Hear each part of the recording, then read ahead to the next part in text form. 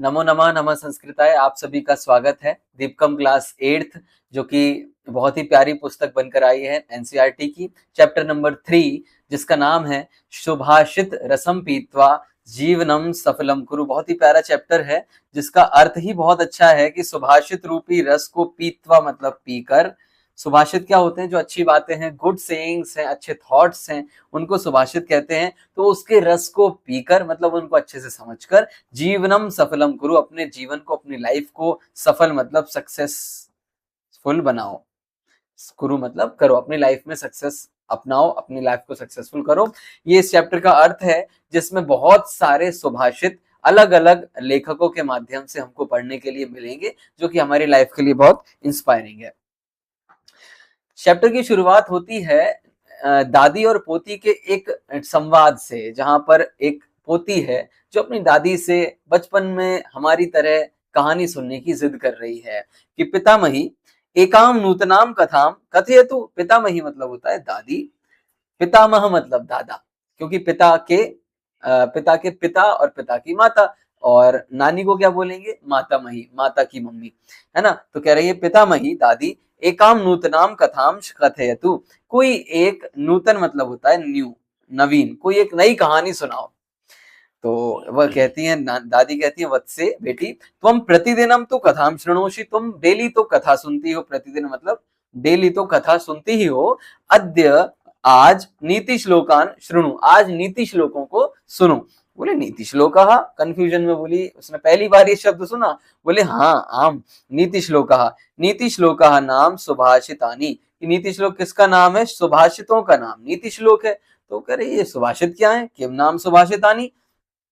तो नानी ने समझाया, उसकी दादी ने, सुष्टु भाषितानी इति सुभाषितानी। सुष्टु मतलब होता है श्रेष्ठ, सुष्टु मतलब क्या होता है? श्रेष्ठ, है ना, हाई वैल्यूज। सुष्टु भाषित मतलब श्रेष्ठ, भाषित मतलब कथन, कुछ भी ऐसा वाक्य जो अच्छी बातों को बताता हो उसे कहते हैं सुभाषित, अर्थात शोभनानी वचनानी, जो वचन शोभित हो, अच्छे वचन, उनको कहते हैं सुभाषित। तानी उन सुभाषित, वो जो सुभाषित हैं, श्लोक हैं, सर्वदा जनानाम हिताय भवंती। सर्वदा मतलब होता है हमेशा, है ना, जनानाम हिताय लोगों के हित के लिए, फायदे के लिए होते हैं। सुभाषित पठनेन कह लाभ, फायदा तो होता है, लेकिन कौन सा फायदा होता है? क्या लाभ है भाई? लाभ तो बताइए दादी। तो कह रही हैं दादी, सुभाषित पठनेन आदर्श मानव जीवन निर्माणाय प्रेरणा लभ्यते, कि सुभाषित को पढ़ने से आदर्श मानव जीवन की प्रेरणा मिलती है। आदर्श मानव मतलब ideal human life, ideal human life के निर्माण की प्रेरणा मतलब इंस्पिरेशन हमें मिलती है। सुभाषित में ऐसी ऐसी बातें होती हैं कि हमें अपनी ह्यूमन लाइफ के को आइडियल बनाने के लिए, अच्छा बनाने के लिए इंस्पिरेशन मिलता है, उसके निर्माण के लिए, बनाने के लिए। मानव जीवनस्य सुखाय समृद्धये च सुभाषितानां पठनस्य आवश्यकता अस्ति। यदि हमें मानव जीवन के सुखाय मतलब सुख के लिए, पॉइंट नंबर 1 सुख के लिए, और दूसरी समृद्ध है, ये समृद्धि के लिए। समृद्धि मतलब होता है प्रॉस्पेरिटी, है ना, समृद्धि, सक्सेसफुल लाइफ के लिए सुभाषितानाम पठनस्य, सुभाषितों के पठन की आवश्यकता है, इंपॉर्टेंस है। यह सुभाषितानी पठित्वा, जो यह मतलब जो सुभाषितानी, सुभाषितों को पठित्वा पढ़कर, एक त्वा प्रत्यय का यूज है, त्वा प्रत्यय है ना, इसका मतलब होता है करके, पढ़ करके, खाकर, पीकर, जाकर। तो पठित्वा पढ़कर, इस सुभाषितों को पढ़कर, कार्य क्षेत्रे तस्य ज्ञानस्य प्रयोगम करोति, जो व्यक्ति इनको पढ़कर अपने कार्य क्षेत्र में, कार्य क्षेत्र मतलब होता है वर्क प्लेस, कार्य क्षेत्र मतलब होता है वर्क प्लेस, मतलब आज अपन पढ़ रहे हैं तो हमारे लिए हमारा वर्क प्लेस हो गया स्कूल, पापा का ऑफिस या मम्मी के घर। तो जहां पर भी हम हैं, यदि इन श्लोकों को पढ़कर अपने कार्य क्षेत्र में तस्य ज्ञानस्य प्रयोगम, इस ज्ञान का प्रयोग करते हैं, सह बहून लाभान प्राप्नोति, वह बहुत लाभ को प्राप्त करता है, बहुत फायदे को प्राप्त करता है। तो वो खुश हो गई बेटी, बोले अहो सुंदरम, बहुत सुंदर है ये तो। यदि ऐसा है, यदि एवं तरही मतलब तो, अहम नूनम सुभाषितानि पठिष्यामि, मैं सुभाषित जरूर पढ़ूंगी। नूनम शब्द उसकी इंटरेस्ट को बता रहा है, मतलब बहुत अच्छे से एक्साइटेड है, she is very excited to listen this subhashit. सुभाषितानि, अब दादी एक और चीज बता रही हैं कि सुभाषितानि स्वकर्तव्यस्य अकर्तव्यस्य च विषये, सुभाषित जो है वो हमको हमारी ड्यूटीज, डूज एंड डोंट्स, हमें क्या करना और अकर्तव्य क्या नहीं करना, इसके विषय में स्पष्टतया मार्गदर्शनम कुर्वन्ति, बिल्कुल क्लियर गाइडेंस हमको देती हैं, स्पष्ट क्लियर मार्गदर्शन गाइडेंस। अतः सर्वे अवश्यम सुभाषितानि पठन्तु, इसलिए सभी लोग सुभाषित अवश्य पढ़ें। तानि पठित्वा सर्वे जीवनस्य रहस्यम अवगच्छन्तु, इनको पढ़कर सभी लोग जीवन के the secret of life, happiness, joy, इन सबको अंडरस्टैंड मतलब समझते हैं, जीवन के रहस्य को समझते हैं, अवगच्छन्तु समझते हैं। जीवनम सुखमयम च कुर्वन्तु, सभी लोग जीवन को इसको समझकर अपने जीवन को सुखमय करें, ऐसी दादी की भावना है। आइए उसी दादी की भावना के साथ हम बढ़ते हैं हमारे सुभाषितों की ओर। पहला सुभाषित लेकर आ रहे हैं जो कि भारत के संबंध में है, विष्णु पुराण का है ये श्लोक, मैं इसको गाता हूं, आप इसको सुनिएगा। गायन्ति देवा किल गीतकानि, धन्यास्तुते भारत भूमि भागे, स्वर्गापवर्गास्पद मार्ग भूते, भवन्ति भूयः पुरुषः सुरत्वात्। इसमें 3 चीजें दी गई हैं, ये एक श्लोक है और इसकी 3 चीजें हैं। पदच्छेद मतलब होता है श्लोक में कोई संधि वगैरह आई हो तो उसको तोड़कर, उसको वर्ण विच्छेद करके, पदों पर छेद करके उनको तोड़कर अलग अलग करके लिखना, वो पदच्छेद है। जैसे है ना धन्यास्तु, तो इसका पदच्छेद हो गया धन्यातु। और अन्वय क्या होता है? अन्वय जैसे पोइट्री तो अपने एक वर्ड फॉर्मेशन में लिखी जाती है, लेकिन अन्वय उसके मीनिंग के अकॉर्डिंग उन वर्ड्स को सेट करना, ये मीनिंग के अकॉर्डिंग सेट वर्ड्स हैं। और भावार्थ, उसका एसेंस क्या है, हम भावार्थ देखेंगे और इसका अर्थ देखेंगे। सबसे पहले इसका अर्थ देखते हैं। गायंती धातु है, गायंती गाते हैं, के गायंती देवाः गायंती, देव गाते हैं। किल मतलब वास्तव में, उत्साह से, मजे से गाते हैं। क्या गाते हैं? गीत कानी, गीत गाते हैं। कौन से गीत गाते हैं भाई? भारत भूमि भागे ते मतलब वे लोग जो भारत भूमि भागे, जो भारत भूमि के भाग में मतलब जो भारत देश में रह रहे हैं, वे धन्य हैं, वो बहुत ही धन्य हैं। क्यों धन्य हैं? वो ऐसे गीत गाते हैं कि जो भारत में पैदा हुआ है वो बहुत धन्य है, वो बहुत किस्मत वाला है। ऐसा कौन गा रहे हैं? देव। सेकंड लाइन में उसका रीजन बता रहे हैं। रीजन क्या है? 2 चीजें यहां पर ली, एक है स्वर्ग, एक है अपवर्ग। 4 वर्ग आपने सुने होंगे, धर्म, अर्थ, काम, मोक्ष। These are the 4 values of human life, 4 goals of human life. धर्म, अर्थ, काम, मोक्ष।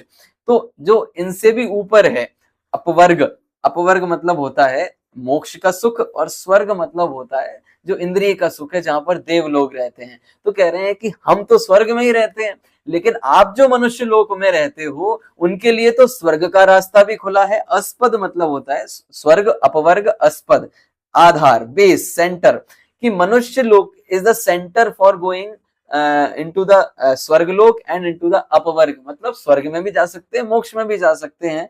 तो मनुष्य लोक में उसका मार्ग भूत है, उसका मेन सेंटर है, मार्ग है मनुष्य, इसलिए वो धन्य धन्य गाते हैं। कौन? देव। ऐसे गीत गाते हैं। और क्या कह रहे हैं? लास्ट लाइन बहुत प्यारी है, भवन्ति भूयः पुरुषः सुरत्वात्।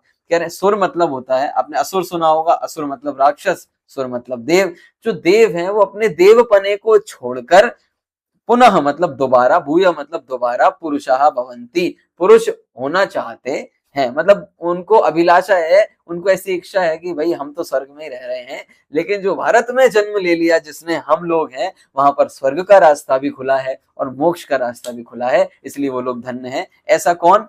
देवता गाना गा रहे हैं कि हम भी देव सुरत्वात्, सुर देव पने को छोड़कर मनुष्य होना चाहते हैं। ये इसका सामान्य अर्थ हुआ। मैं यहाँ से भावार्थ भी बता रहा हूँ। If you are satisfied with artha तो आप इसको वीडियो को थोड़ा सा स्किप करके सेकंड श्लोक पे बढ़ सकते हैं। आइए भावार्थ, मैं इसको पढ़ता हूं। भावार्थ सिंपल, ये मानवः, जो मानव, अस्याम भारत भूमौ, इस भारत भूमि में, जन्म प्राप्नुवन्ति, जन्म प्राप्त करते हैं, ते धन्यः, वे धन्य हैं। इति मतलब इस प्रकार, भारत भूमि का गुणगान, भारत भूमि षष्ठी विभक्ति गुणगानम देवाः कुर्वन्ति, भारत भूमि का गुणगान कौन कुर्वन्ति? देवाः कुर्वन्ति, देव करते हैं। इसलिए अतः, क्या श्लोक में से क्या बताना चाह रहे हैं? भावार्थ है ना, तो एसेंस क्या है कि हम बहुत किस्मत वाले हैं। अतः वयम सर्वे भारतीय, इसलिए वयम हम सभी भारतीय, भाग्यशालिनः स्मः, भाग्यशाली हैं, बहुत फॉर्चुनेट हैं, है ना। धर्म, अर्थ, काम, मोक्ष आदि प्राप्त, ये 4 वैल्यूज है ना ह्यूमन लाइफ की, 4 गोल्स ऑफ ह्यूमन लाइफ, धर्म, अर्थ, काम और मोक्ष। धर्म मतलब हमारा रिलीजन है ना, और अर्थ मतलब होता है पैसा कमाना, काम मतलब हमारी इच्छाओं की पूर्ति करना, और मोक्ष मतलब इच्छा से परे, है ना, एक ऐसी अवस्था जहां पर आनंद ही मजा है। मोक्ष, इनकी प्राप्ति के लिए मार्गभूत मतलब मेन जो सोर्स ऑफ डायरेक्शन है वो कहां से मिलता है? अस्मिन भूखंडे, इस भूखंड में, इस भारत भूमि में उनका रास्ता मिलता है। इसलिए देवाः अपि, देव भी देवत्वम विहाय, विहाय मतलब होता है छोड़कर, देव पने को छोड़कर, मनुष्य रूपेण जन्म ग्रहणार्थम अभिलषन्ति, मनुष्य के रूप में जन्म ग्रहण करने के लिए अभिलाषन्ति, अभिलाषा करते हैं। इस प्रकार ये हमारा श्लोक हुआ। बढ़ते हैं दूसरे श्लोक की तरफ। ये आपके जीवन में बहुत इंपॉर्टेंट श्लोक है। सेकंड श्लोक ये पता है क्या कह रहा है? ये कह रहा है कि हर कोई हमारी वैल्यू नहीं करेगा, क्योंकि हर कोई हमारी तरह नहीं सोचता। यदि मैं किसी चीज में एक्सपर्ट हूं तो मेरी वैल्यू वही करेगा जो उस चीज का एक्सपर्ट होगा। वो नहीं करेगा कि वो पता ही नहीं है उस चीज के बारे में, तो किस चीज की तारीफ करेगा वो, और झूठी तारीफ करेगा। इसलिए अच्छे मार्ग में बढ़ते हुए किसी की तारीफ की एक्सपेक्टेशन नहीं करना। बहुत प्यारा श्लोक, आइए मैं आपके सामने पढ़ता हूं। गुणी गुणं वेत्ति न वेत्ति निर्गुणः, बली बलं वेत्ति न वेत्ति निर्बलः, पिको वसन्तस्य गुणं न वायसः, करी च सिंहस्य बलम न मूषकः। जंगल की बात चल रही है। पहली लाइन में प्रिंसिपल वाक्य बोल रहे हैं, एक मेन वाक्य पहली लाइन में क्या बोल रहे हैं यहाँ पर देखो, गुणी गुणम वेत्ति, वेत्ति मतलब होता है जानता है, वेत्ति मतलब जानता है, समझता है, जानता है। गुणी मतलब जिसके पास गुण हैं, एट्रीब्यूट्स हैं, जो व्यक्ति बहुत अच्छा गुणवान है वही गुणों को जान सकता है। ठीक है, वही गुणों की पहचान कर सकता है। न वेत्ति निर्गुणा, जो व्यक्ति निर्गुण है, जो व्यक्ति जिसके पास गुण ही नहीं है, वर्च्यूज ही नहीं है, वो वर्च्यूज जो जिसके पास खुद ही गुण नहीं है, वो गुणों की क्या कीमत करेगा? तो गुणी गुणम वेत्ति न वेत्ति निर्गुणः। अब एग्जाम्पल दे रहे हैं 3, एक इस लाइन में, एक इस इधर और एक इधर। बली बलम वेत्ति, भाई जो बलवान व्यक्ति होगा वही तो बल की कीमत जान सकता है। न वेत्ति निर्बलः, निर्बल मनुष्य बल की कीमत कैसे जानेगा? जिसके पास खुद ही पावर नहीं है तो वो पावर की कीमत कैसे जानेगा? वेत्ति मतलब जानता है, समझता है। देखो उदाहरण बहुत अच्छा दिया। एक और एग्जाम्पल क्या कह रहे हैं? पिको वसंतस्य गुणम न वायसः, पिक मतलब होता है कुकू, कोयल। देखिए कोयल बनी हुई है ना यहाँ पर, ये कोयल बनी हुई है, पिका। तो कह रहे हैं कि जैसे वसंत का मौसम आता है, स्प्रिंग सीजन जैसे ही आता है, वसंत मतलब स्प्रिंग सीजन, है ना, तो स्प्रिंग सीजन जैसे ही आता है कोयल चहकने लगती है। क्यों? क्योंकि कोयल के अंदर में वसंत के प्रति एक बहुत अच्छी फीलिंग है। जैसे ही वो मौसम बनता है उसके अंदर से आवाज आने लगती है, बहुत मीठा मीठा वो गाने लगती है कोयल। लेकिन क्या वसंत का ये गुण कौवा समझता है? गुणम न वायसः, वायस मतलब होता है कौवा, है ना, जो काव काव करता है। उसे तो मौसम कोई भी, उसे तो काव काव ही करना है। कह रहे हैं कि वसंत का गुण कौन समझता है? पिक, न वायसा, कौवा नहीं समझ सकता। और तीसरा, करीच सिंहस्य बलम न मूषका, सिंहस्य बलम, शेर का जो बल है, किससे पूछोगे शेर का बल? शेर कितना ताकतवर होता है, उसके टक्कर का मुकाबला करने वाले करी, करी मतलब हाथी, हाथी बता सकता है कि शेर में कितना बल है। न मूषक, मूषक बताएगा कि शेर की कितनी पावर है। इसी तरह जिस व्यक्ति में गुण है वही गुणों की कीमत कर सकता है। आप विद्यार्थी हैं, पढ़ रहे हैं, पढ़ाई की कीमत उसे ही पता है जो व्यक्ति पढ़ा लिखा है। अनपढ़ व्यक्ति को पढ़ाई की कीमत नहीं पता। आप में अलग अलग टैलेंट्स होंगे, आप अच्छे मार्ग पर बढ़ रहे होंगे, तो श्लोक का तात्पर्य है कि आप अच्छे मार्ग पर बढ़ते रहिए, तारीफ की अपेक्षा मत करिए, क्योंकि जो व्यक्ति आपको जानता ही नहीं है वो आपको पहचानेगा कैसे, है ना। तो ये श्लोक का तात्पर्य इतना सा है कि गुणवान लोग ही गुणों को पहचानते हैं, उनकी कीमत करते हैं। पदच्छेद पढ़ लीजिएगा, अन्वय पढ़ लीजिएगा, और आप स्किप कर सकते हैं यदि आपको भावार्थ नहीं पढ़ना हो तो मैं यहाँ से भावार्थ पढ़ता हूँ। भावार्थ, गुणवान जनः अन्येषां सद्गुणान ज्ञातुम शक्नोति, गुणवान लोग ही अन्येषां दूसरों के सद्गुणों को, अच्छे गुणों को जानने में समर्थ होते हैं। परंतु गुणहीन जन अपरेषां सुगुणान अवगंतुम समर्थ न भवति, किंतु गुणहीन लोग जो हैं वो अपने दूसरों के जो अच्छे गुण हैं उनको जानने में समर्थ नहीं होता, उसके पास खुद ही गुण नहीं है, वो कैसे जानेगा। उदाहरण, बलवान जना यथा, जिस प्रकार, यथा मतलब जिस प्रकार, बलवान लोग, ताकतवर लोग, अन्येषाम बलम ज्ञातुम शक्नोति, दूसरों के बल को जानने में समर्थ होते हैं, तथा बल रहिता जना अन्येषाम बलम ज्ञातुम न शक्नोति, बल रहित जिसके पास बल नहीं है ऐसे लोग दूसरों के बल को नहीं जान सकते, जानने में समर्थ नहीं है। वसंत काले आगते, वसंत काल के आने पर, पिकः वसंतस्य गुणानुरूपम कुहतानम करोति, पिक जो है वो जो कोयल है वो वसंत के अनुरूप, जैसा वसंत मौसम आता है वो अपना क्या करती है, कुहतानम मतलब कूकने लगती है, बहुत ही प्यारी मधुर गान करने लगती है। परंतु काका मधुर गातुम न शक्नोति, पर कौआ तो मधुर गान नहीं करता। तीसरा, गजः पशुराज सिंहस्य बलम जानाति, गज ही पशुराज सिंह का बल जानता है, किंतु मूषक तस्य बलम ज्ञातुम न पारयति, किंतु चूहा उसके बल का ज्ञान नहीं कर सकता। अतः योग्य ही महत्वम ज्ञातुम समर्थो भवति न अयोग्य। बहुत प्यारी सूक्ति है, नोट कर लीजिएगा इसको, कि योग्य व्यक्ति ही योग्य का महत्व ज्ञातुम समर्थो भवति न अयोग्य, योग्य व्यक्ति ही महत्व को, उसकी इंपॉर्टेंस को, उस काम की इंपॉर्टेंस को जान सकता है, अयोग्य व्यक्ति नहीं जान सकता। ठीक है, ये श्लोक में हमने पढ़ा। पढ़ाई की कीमत वही कर सकता है जो पढ़ा लिखा हो, एक खेल की, एक फुटबॉल की कीमत वही समझ सकता है जो फुटबॉल खेलता हो, वरना तो सब लोग यही कहते हैं ना कि इसमें क्या है, इसमें क्या है, इसमें क्या मेहनत हुई। ठीक है, तो आइए अगली श्लोक की ओर बढ़ते हैं, जो और भी ज्यादा मजेदार है, जो कह रहा है कि जब आप सफल हो जाओ मेहनत करके, तब इतराना मत, तब झुक जाना, नम्र हो जाना, ठीक है, विनयवान हो जाना। तीसरा श्लोक, ये कालिदास के द्वारा रचित है, बहुत अच्छा श्लोक है।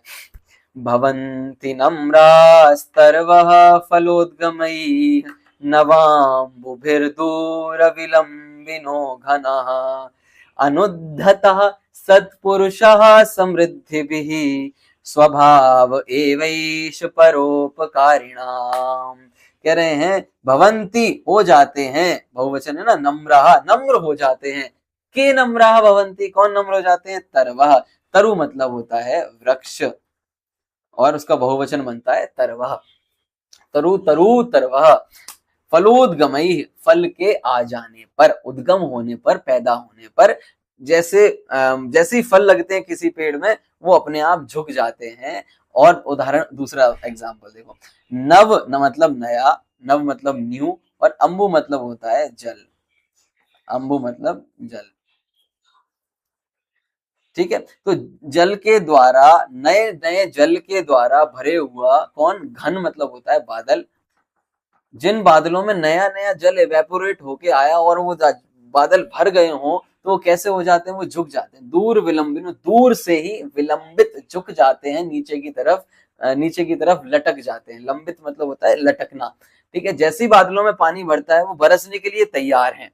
ठीक है, और एक और छुपा हुआ इसका अर्थ है, जैसे फल, जो फल का उदाहरण दिया ना, फल, जैसे ही वृक्ष झुकते हैं, फल आते हैं तो वृक्ष झुक जाते हैं और हम सभी को फल प्रदान करते हैं, फल देते हैं दूसरों के लिए, और जो पानी बरसता है किसके लिए, वो भी दूसरों के लिए। तो कह रहे हैं कि जो बड़े लोग हैं, सत्पुरुषाः, सत्पुरुष सज्जन पुरुष हैं, सज्जन लोग हैं, वे समृद्धि भी, अपनी सक्सेस के द्वारा, अपनी प्रोस्पेरिटी पाकर, उसको प्रोस्पेरियस होकर, समृद्धि प्रोस्पेरिटी को पाकर, उसके द्वारा अनुद्धताः, उद्धत अनुद्धत, उद्धत मतलब होता है एकदम से उचकना, अपना एक्साइटमेंट दिखाना, अहंकार करना, अहंकार नहीं करना, हम्बल रहना। अनुद्धत मतलब होता है बीइंग हम्बल। तो जो अच्छे लोग हैं वो सक्सेसफुल होकर भी बिल्कुल हम्बल रहते हैं, उन बादलों की तरह और उन पेड़ों की तरह जो फल आने पर झुक जाते हैं। और स्वभाव एव एष, ये शब्द कैसा है, एव प्लस एष,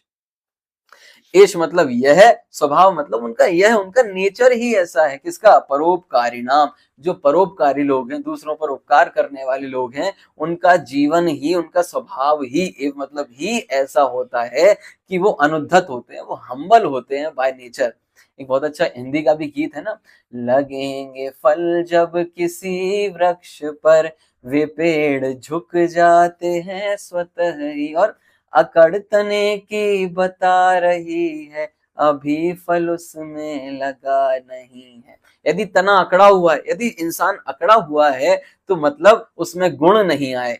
ठीक है, if any human is not humble मतलब वो सक्सेसफुल नहीं है। ठीक है, ये हमने इसका अर्थ देखा। आइए इसका भावार्थ देखते हैं। भावार्थ, समयानुसारम वृक्षेषु फलानि जायन्ते, समय के अनुसार वृक्षों में फल लगते हैं। जल भार फल भारेण ते वृक्षाः नम्र भवन्ति, फल के वजन से, भार से वे वृक्ष झुक जाते हैं, नम्र हो जाते हैं। तथैव उसी प्रकार ही नव जलैः परिपूर्णाः मेघाः, नए जल से भरे हुए बादल अवनताः भवन्ति, नीचे की ओर अवनत हो जाते हैं, झुक जाते हैं। भूमिं प्रति आयान्ति वृष्टिं च कुर्वन्ति, और धरती की तरफ आकर ये बादल देखिए वृष्टि कर रहे हैं ना, बारिश में बरसात, टिप टिप बरसा पानी बरस रहा है यहाँ पर पानी।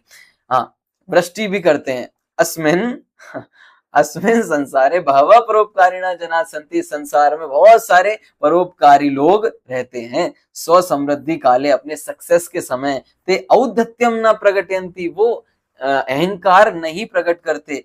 ते सहृदया विनम्रा च सन्तः, वो सहृदय होते हैं, बहुत ही हम्बल नेचर के होते हैं, काम नेचर के होते हैं, है ना। और परोपकाराय यत्नशीला भवन्ति, और दूसरों के उपकार के लिए सदैव हमेशा तैयार रहते हैं, यत्नशील, तैयार। ते परोपकारम व्रत रूपेण धारयन्ति, वो परोपकार को अपने व्रत के रूप में रखते हैं कि परोपकार तो उनका एक नियम ही है, जीवन का एक अंग ही है। उक्तम च व्यास महर्षिना, बहुत अच्छी सूक्ति कही व्यास के द्वारा। व्यास कौन है? जिन्होंने महाभारत लिखी है ना। उन्होंने कहा परोपकार पुण्याय पापाय परपीडनम, कि पुण्य के लिए परोपकार होता है और पाप के लिए दूसरों का पीड़न। मतलब यदि हम दूसरों को पीड़ा पहुंचाएंगे तो पाप लगेगा और परोपकार करेंगे तो पुण्य होगा। इस प्रकार इसका भावार्थ हमने पढ़ा। आइए, एक से एक मजेदार श्लोक है भाई साहब, मतलब अगला आप पढ़ेंगे ना, अगला आपको और भी मजा आएगा। यदि आपको किसी को दोस्त बनाना है अपनी लाइफ में, कोई आपकी लाइफ में कोई नया व्यक्ति आ रहा है, आप कहीं नए स्कूल में जा रहे हैं, आप किसके साथ उठे बैठे, ये चीज यदि आपको जानना है तो श्लोक जानना बहुत जरूरी है। 4 तरीके से अपने मित्र की या अपने रिलेशन में कोई भी व्यक्ति आ रहा है तो उसकी परीक्षा की जाती है। एग्जाम्पल दिया है सोने का, पढ़ता हूं चौथे नंबर का श्लोक।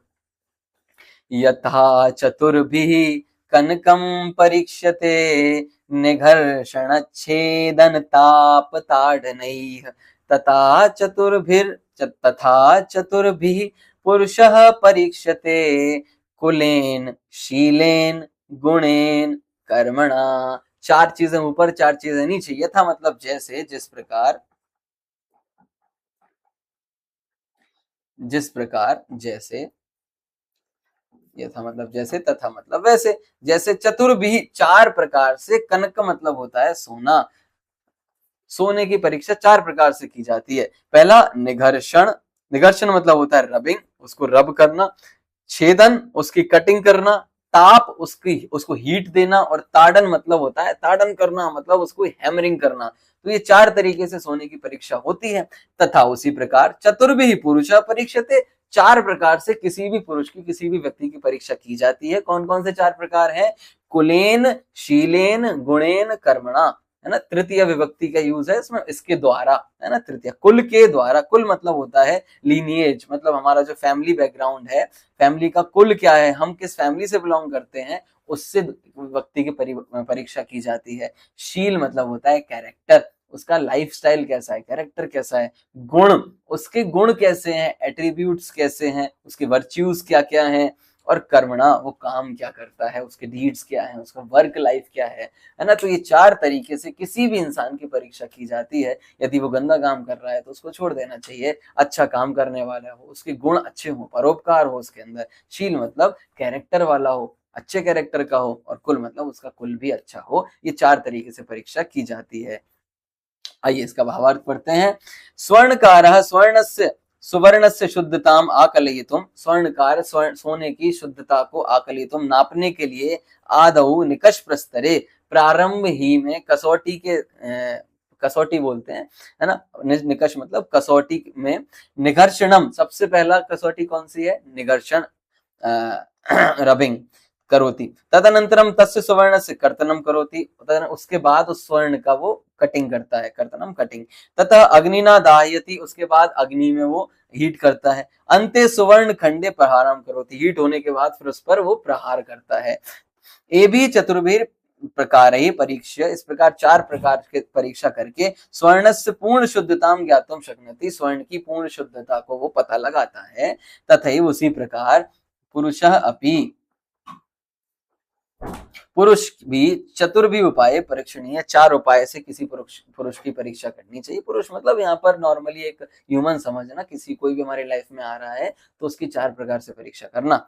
कौन कौन से? यथा कस्मिन् परिवारे अयं जनः जन्म, किस परिवार में इसका जन्म हुआ। तस्य स्वभावः कीदृशः अस्ति, उसका स्वभाव नेचर कैसा है। स कीदृशै गुणैः युक्तः अस्ति, उसके पास कौन कौन से गुण से वो युक्त है। पुनः स केन कर्मणा सर्वत्र समादृता भवन्ति, वह किस कर्म के द्वारा सर्वत्र मतलब हर जगह, मतलब वो भी जहां भी रह रहा है उस जगह पर समादृता, ये शब्द बनता है सम प्लस आ प्लस द्रि धातु, आद्री मतलब आदर के अर्थ में, वो कहाँ पर आदर पाता है, रिस्पेक्ट पाता है, किस काम से द्वारा, किस काम से उसकी पहचान होती है। ये एषु निकषेषु, निकष मतलब होता है कसौटी, और ये सप्तमी है ना, इन कसौटियों से, 4 कसौटियों में परीक्षा करके ही तस्य व्यक्तित्वम ज्ञातुम शक्यते, उसका व्यक्तित्व हम जान सकते हैं, वो उसका नेचर कैसा है हम जान सकते हैं।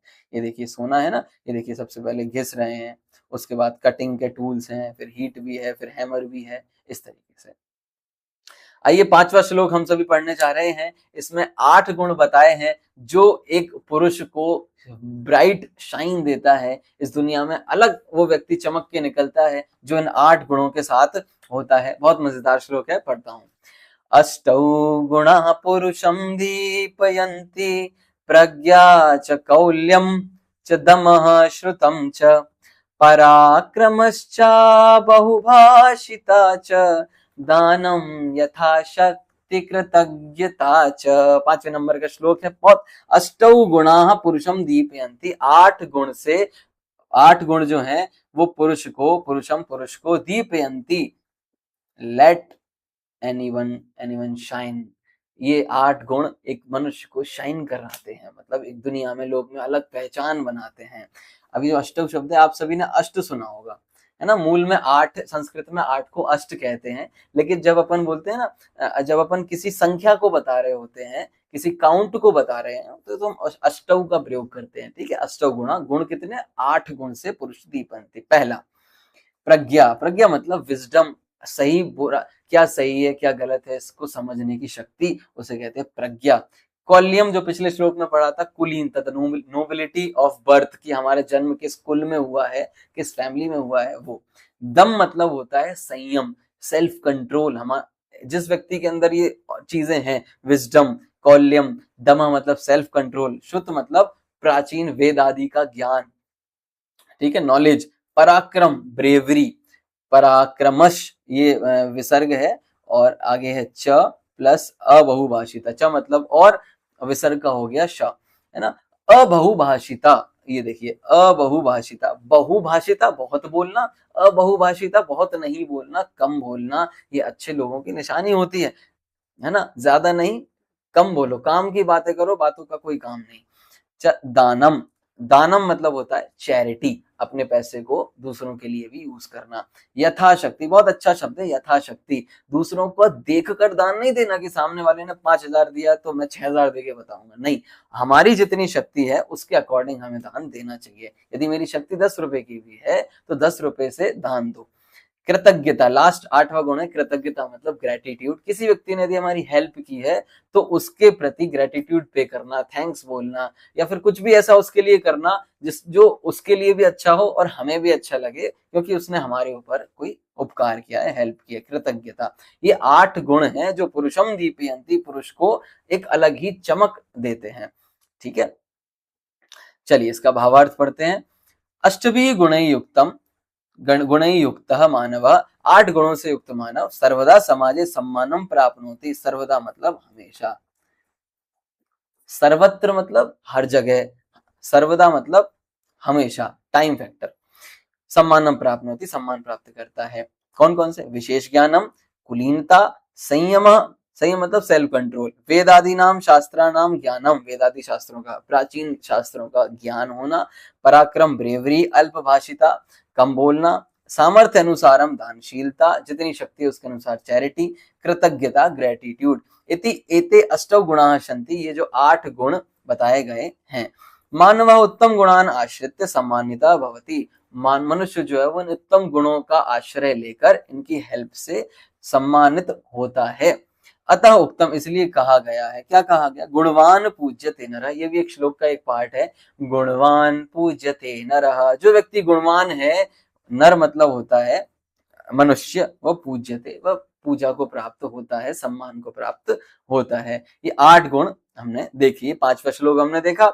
आइए 6वां श्लोक, एक से एक मजेदार श्लोक यहाँ पर आ रहे हैं, और हम सभी इकट्ठे होते होंगे किसी असेंबली के लिए, बातें भी करते होंगे, ग्रुप डिस्कशन भी करते होंगे हमारी फैमिली के साथ, मीटिंग्स में, या हमारे आपस में ग्रुप बनते होंगे, किसी चीजों पे बात होती होगी।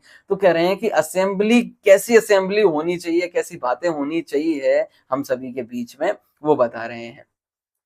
आइए, बहुत अच्छा श्लोक है। एक एक थोड़ा सा वर्ड इसमें दिए गए ना, ते, ये तो ध्यान से पढ़िएगा इसको, है ना। मैं पढ़ता हूँ, आप मेरे पीछे पीछे दोहराइएगा। न सा सभा यत्र न सन्ति वृद्धः, वृद्धा न ते ये न वदन्ति धर्मः, धर्मः स नो यत्र न सत्यमस्ति, सत्यम न तद्यच्छलमभ्युपैति। क्या, किस तरीके से इसको अर्थ लिखा जाएगा, न नहीं है, सा सभा, वह सभा नहीं है, सभा मतलब होता है असेंबली, सभा मतलब कोई भी असेंबली या गैदरिंग जहां हम 10-15 लोग इकट्ठे बैठकर बातें करते हैं, ऐसी कोई सभा। देखिए यहाँ पर बताएगा नहीं, गांव की देखिए, देखो कितने सारे लोग बैठकर आपस में किसी टॉपिक पर चर्चा कर रहे हैं, बात कर रहे हैं, डिस्कशन कर रहे हैं। तो वह डिस्कशन नहीं है। यत्र न संति वृद्धा, यत्र मतलब जहां वृद्ध लोग नहीं है। वृद्ध मतलब 2 तरीके से वृद्ध होते हैं, एक तो हमारी एज में बढ़े और एक ज्ञान में बढ़े। तो ऐसे लोग जहां पर नहीं है, एक्सपीरियंस जहां पर नहीं है, वो सभा नहीं है ना। कोरे ज्ञान से कुछ नहीं होता, उसके लिए एक्सपीरियंस की भी जरूरत होती है। नॉलेज विद एक्सपीरियंस यहाँ बताया जा रहा है। और सेकंड चीज, वो वृद्ध, gathering is nothing without elders, and elders के बारे में बता रहे हैं कि एल्डर्स न ते न वृद्धा, वे वृद्ध नहीं है। देखो ये मतलब वे सब, और ते मत वो जो, मतलब ये मतलब जो, और ते मतलब वो, वे वृद्ध नहीं है, ते न वृद्धा, ये न वदंती धर्म, जो वदंती बोलते नहीं है धर्म को, जो धर्म की बातें नहीं करें। धर्म मतलब शास्त्रों वाला धर्म नहीं, धर्म मतलब सही और गलत की पहचान बताने वाला, जो हमें हर प्रॉब्लम में क्या धर्म है, क्या उस जगह करना उचित है, वो हमको सही रास्ता बताने वाला, उसे कहते हैं धर्म। जो धर्म की बातें नहीं बताएंगे वो वृद्ध नहीं है।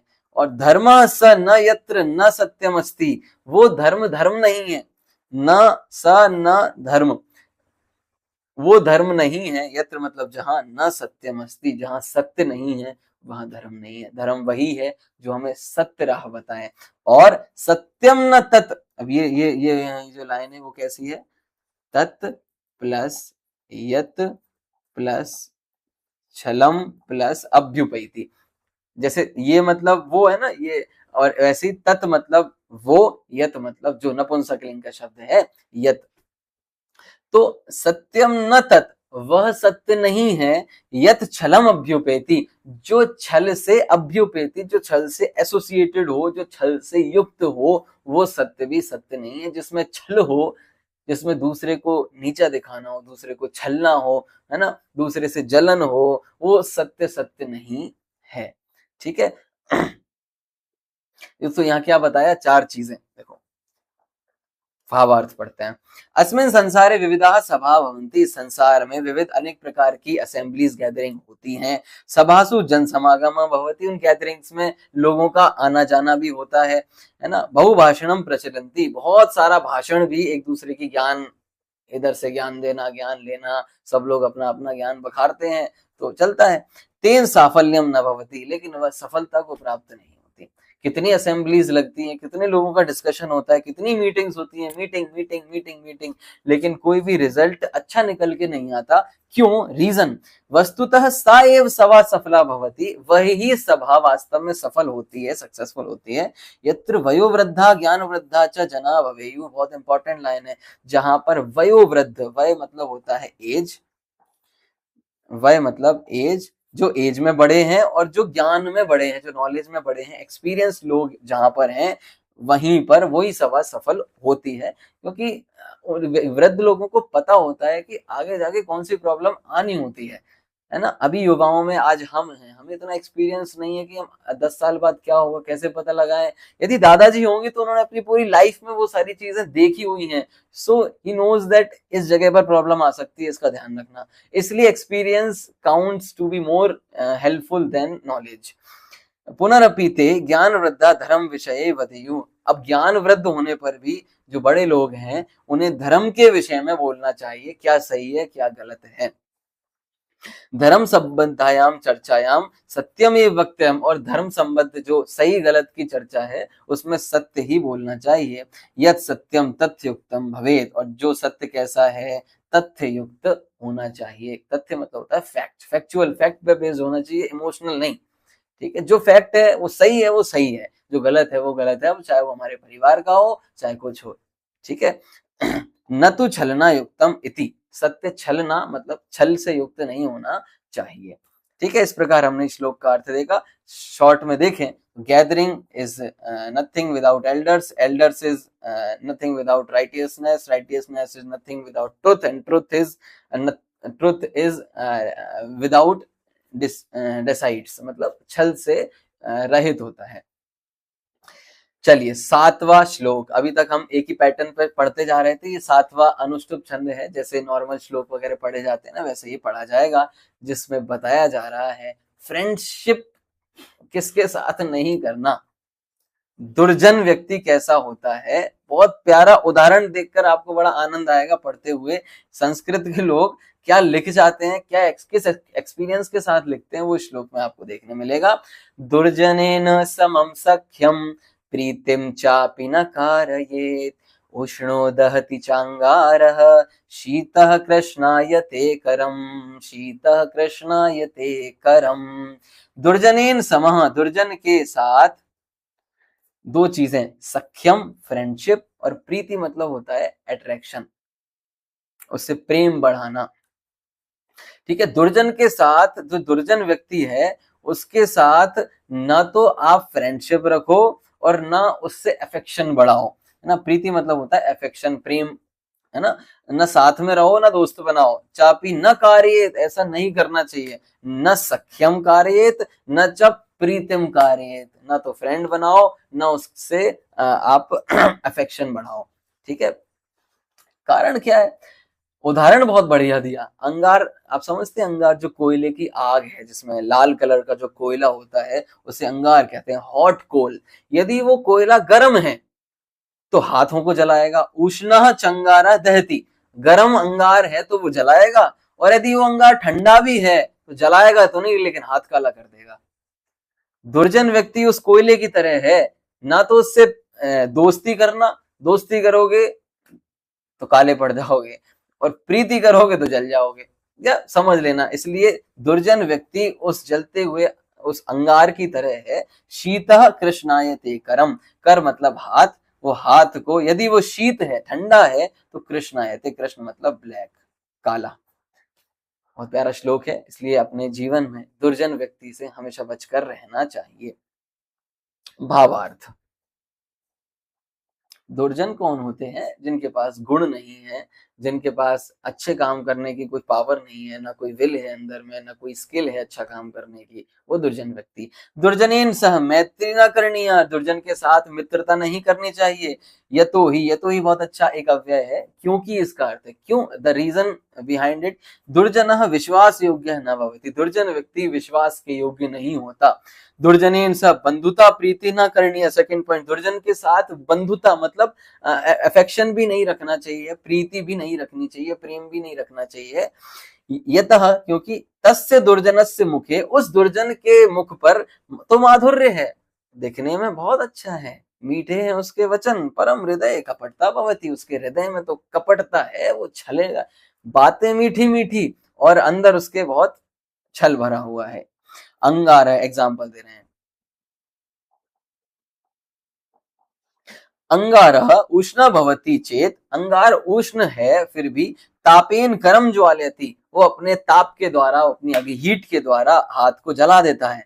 पुनः यदि स अंगारः शीतलः अस्ति, यदि वो अंगार शीतल है, तदापि तब भी हस्तम मलिनम करोति, हाथ को गंदा कर देता है। तथैव दुर्जनः सर्वथा एव अनिष्टम करोति कारयति च, दुर्जन व्यक्ति हमेशा अनिष्ट मतलब बेकार ही करोति करता है और कार्यति कराता है, खुद भी बेकार ही करेगा और दूसरों को भी बुरे मार्ग में ही लगाएगा, इसलिए दुर्जन व्यक्ति से। अतः विद्यया अलंकृतो अपि, ये आपने 6वीं क्लास में पढ़ा होगा, विद्यया अलंकृतो अपि दुर्जनः परिहर्तव्यः, विद्या से अलंकृत मतलब होता है साथ, यदि वो व्यक्ति विद्या से भी शोभित है लेकिन दुर्जन है तो छोड़ देना चाहिए, परिहर्तव्य छोड़ने योग्य है। दुर्जन है, उसका अभिप्राय गलत है, उसके इंटेंशंस बेकार हैं और वो उसके पास ज्ञानवान भी वो व्यक्ति है तो छोड़ देना चाहिए, यहाँ पर कहा गया। अब दादी ने कहा था ना कि भाई ये जीवन में बहुत काम आने वाले हैं, ये हमारे जीवन में भी काम आने वाले हैं, कौन व्यक्ति हमारे लिए सही है कौन नहीं है इसकी जानकारी हमें होनी चाहिए, वरना वो व्यक्ति अपने साथ साथ हमें भी बर्बाद कर देगा। करोति कारयति, ठीक है। अंतिम श्लोक इस हमारे चैप्टर का लास्ट श्लोक, और जो बता रहा है मेहनत और भाग्य के दो पहिए हैं जो हमारे जीवन के हैं, किस तरीके से उन दोनों की मैत्री है, पढ़ते हैं। यथा ये केन चक्रेण, ये शब्द क्या है, ये इंग्लिश में लिखूं तो ये केन, इस तरीके से पढ़िए आप। यथा ये केन चक्रेण नरथस्य गतिर्भवेत्, एवं पुरुषकारेण विना दैवं न सिद्ध्यति, एवं पुरुषकारेण विना दैवं न सिद्ध्यति। यथा जैसे, ये शब्द है ही प्लस एकेन चक्रेण, जिस प्रकार एक चक्र के द्वारा रथस्य गतिर न भवेत, रथ की गति, रथ का चलना नहीं हो पाता, नहीं होता है। अब एक रथ होता है ना, आपने रथ देखा होगा, रथ नहीं तो अभी मोटर बाइक समझ लीजिए, कोई भी साइकिल समझ लीजिए, ठीक है। तो साइकिल के दो पैर हैं, दो चक्र हैं, चक्र मतलब उसके जो व्हील्स हैं वो, यदि एक चक्र नहीं हो क्या साइकिल चल सकती है? नहीं। एक चक्र के बिना साइकिल की गति पॉसिबल जिस प्रकार नहीं है, वैसे ही पुरस्कारेण बिना, पुरस्कार मतलब होता है हार्ड वर्क, वो पुरस्कार अलग होता है, जो गिफ्ट वगैरह है वो गिफ्ट अलग है, ये पुरुषार्थ, पुरस्कार मतलब जो पुरुष करता है, पुरुष के करने योग्य चीज को, है ना, पुरस्कार। हार्ड वर्क के बिना दैवम न सिद्ध्यति, बिना हार्ड वर्क के, दैव मतलब होता है भाग्य, फॉर्च्यून, किस्मत। किस्मत भी तभी काम करती है जब हम मेहनत करते हैं, ठीक है। भाग्य न सिद्ध्यति, सिद्धि को प्राप्त नहीं होता, वो रिजल्ट को प्राप्त नहीं होता भाग्य, किसके बिना? हार्ड वर्क के बिना। आइए इसका भावार्थ देखते हैं। ये हार्ड वर्क, बैठे बैठे रहने से काम सिद्ध नहीं होता। रथस्य गति चक्रद्वयेन एव सम्यक भवति, रथ की गति दोनों चक्र से ही सम्यक होती है, अच्छी होती है। एकेन चक्रेण रथस्य गमनम न संभवेत, एक चक्र के द्वारा रथ का गमन चलना नहीं पॉसिबल है, संभव पॉसिबल। रथस्य गति स्थगिता स्यात्, रथ की गति स्थगित हो जाएगी, रुक जाएगी। पुरुषार्थेन बिना फलम न सिद्ध्यति, पुरुषार्थ मेहनत हार्ड वर्क के बिना देखो सक्सेस का कोई शॉर्टकट नहीं होता। जहां शॉर्टकट है इसका मतलब वो सीआईडी वाला कुछ तो गड़बड़ जरूर है। इसलिए पुरुषार्थेन बिना, मेहनत के बिना कोई भी रिजल्ट नहीं सिद्ध होता, नहीं मिलता। भाग्य स्थिते अपि उद्योगेन एव फलम लभ्यते, यदि आपकी किस्मत भी है तब भी आप बिना मेहनत के काम सिद्ध नहीं होगा, आपको मेहनत करनी पड़ेगी।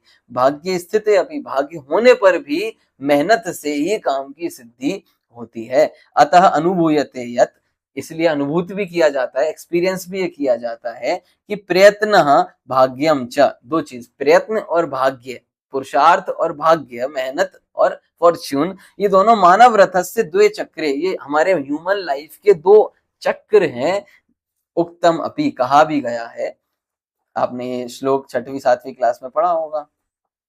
उद्यमेन हि सिद्ध्यन्ति कार्याणि न मनोरथैः, कि उद्यम से ही मतलब निश्चय से, वास्तव में इन रियलिटी उद्यम से ही, मेहनत से ही सिद्ध्यन्ति कार्याणि, कार्य सिद्ध होते हैं। कोई भी काम मेहनत से ही होता है। आप देखो, लास्ट टाइम रिवीजन ही है। ऐसा नहीं कि आप साल भर तो मस्ती करते रहें और लास्ट में वीडियो खोल के आ जाएं अब पढ़ेंगे, नहीं। साल भर जो धीरे धीरे आप मेहनत कर रहे हैं उसका फल जरूर मिलता है।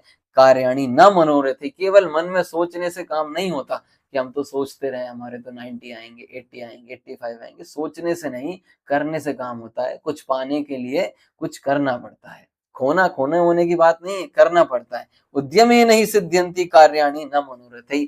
आप हार्डवर्क करें, अच्छे एग्जाम्स में मार्क्स लाएं और भी लाइफ में सफल हों। ये 8 श्लोक हमारे जीवन के बहुत इंपॉर्टेंट श्लोक हैं। इन सभी को याद करें, दोहराएं। कुछ भी समझ में नहीं आया तो कमेंट बॉक्स में लिखें और बातें और इसका जो भी अर्थ है वो आपको कमेंट बॉक्स में बता देंगे, है ना। आप पढ़िए। अगली वीडियो में हम इसकी एक्सरसाइज देखने वाले हैं, तो मिलते हैं अगली वीडियो में। तब तक के लिए सुभाषित रसम पीत्वा, सुभाषित के रस को पीकर जीवनम सफलम कुरु, अपने जीवन को सफल बनाएं। ये तीसरे पार्ट का नाम है।